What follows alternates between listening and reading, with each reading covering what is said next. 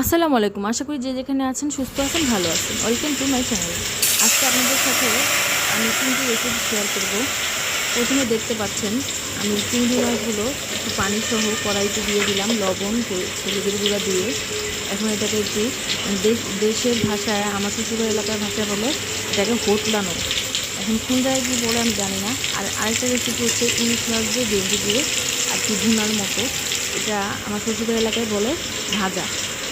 আর এই যে দেখলেন, এটা মশলা বানিয়ে রেখেছি। এখানে পেঁয়াজ বাটা, হলুদের গুঁড়া, মরিচের গুঁড়া আর লবণ আর একটু সরিষার তেল দিয়ে এই মশলাটা মাখিয়ে রেখেছি। এই মাছটা ভাজা কিন্তু খুব মজা খেতে। আর এই তো আমি পেঁয়াজ, রসুন, কাঁচামরিচ কেটে রেখেছিলাম আপনার লাউ শাক রান্না করার জন্য। আর আজকে আমি লাউ শাকটা রান্না করব একদম সবুজ সবুজ রেখে চিংড়ি মাছ দিয়ে আলু দিয়ে ঝোল ঝোল রান্না করব। এভাবে একটু এই রেসিপিটা ফলো করে যদি আপনারা একবার হলো রান্না করে খেয়ে দেখেন, লাউ শাকটা অসম্ভব মজা লাগে এভাবে রান্না করলে।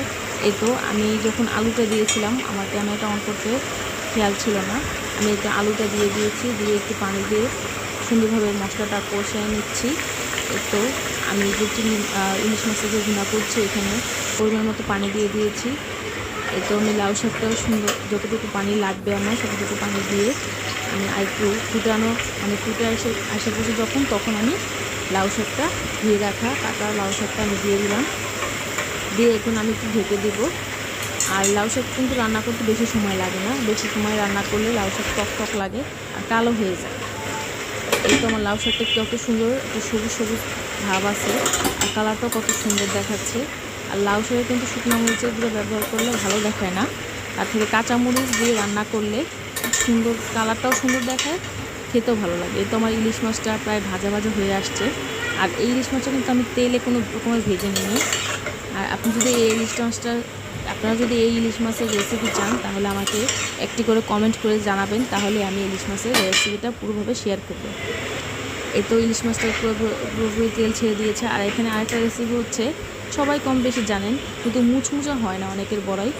আপনার এই বড়াটা ভেজে রাখার পরও অনেক সময় মুচমুচা থাকবে। এখানে আমি মুসুরির ডাল বেটে নিয়েছি, আর হচ্ছে গিয়ে আপনার চিংড়ি মাছ ধুয়ে ভালো করে বেটে নিয়েছি। একটু রসুন, বেশি করে দেশি পেঁয়াজ, কাঁচামরিচ, একটু হলুদের গুঁড়া আর মরিচের গুঁড়া দিইনি, কারণ কাঁচামরিচ দিয়েছি দেখে, ধনিয়ার গুঁড়া, লবণ, পরিমাণ মতো লবণ দিয়ে সুন্দর করে মাখিয়ে এটার ভিতরে আমি আমার কাছে দেশি মুরগি ডিম ছিল, তাই আমি দেশি মুরগি ডিম দিয়েছি। আপনাদের কাছে হাঁস থাকুক বা বয়লার মুরগি ডিম থাকুক, যেটাই থাকুক, আপনারা দিয়ে সুন্দরভাবে মাখিয়ে, এই যে কড়াইটা দেখে অবশ্যই আপনারা অনেকে অনেক কিছু মনে করতে পারেন, কিন্তু এটা দেখেন, এটা হচ্ছে অনেক তেলতেলা কড়াই। এটার মধ্যে মাছ ভাজি করতে বা যে কোনো কিছু ভাজি করতে অনেক সুবিধা হয়। তো আমি সুন্দরভাবে আপনার বড়াগুলো দিয়ে দিচ্ছি। দেখতে পাচ্ছেন আমার বড়াগুলো সুন্দরভাবে উঠে মানে আমি উল্টাইতে পারতেছি, খুব সুন্দরভাবে উল্টাইতে পারতেছি আমার কমফোর্ট মতো। এই তো দেখতে পাচ্ছেন আমার রান্না বাড়া শেষ। এই তো আমার ইলিশ মাছ ভাজাটা কতটা সুন্দর হয়েছে, লাউ শাকটাও সবুজ সবুজ আছে, ঝোলটাও কত সুন্দর সবুজ সবুজ দেখাচ্ছে, খেতেও কিন্তু অসম্ভব মজা হয়েছে। আমি কিন্তু ভিডিওটা করার শেষেই আমি কিন্তু খাবারটা খেয়ে নিয়েছি। আর ওই তো দেখতেই পাচ্ছেন আমার চিংড়ি মাছের মুসুরির ডাল দিয়ে বড়াটাও। আর দেখতে পাচ্ছেন আমার ইলিশ মাছটা কিন্তু ভাজিনি, কিন্তু ভুনাটা কিন্তু অসম্ভব সুন্দর হয়েছে। ভেন্ডি, এই ইলিশ মাছটা কিন্তু পাশে কিন্তু ভেন্ডি, পটল, কাঁকরোল, যে সবজি আপনি পছন্দ করেন খেতে, আপনারা কী দিয়ে দেখতে চান আর ইলিশ মাছের পাশে দিয়ে এভাবে ভাজা বা ভুনা, আপনারা একটু জানাবেন। আসসালামু আলাইকুম। আশা করি সবাই সুস্থ আছেন, ভালো থাকবেন।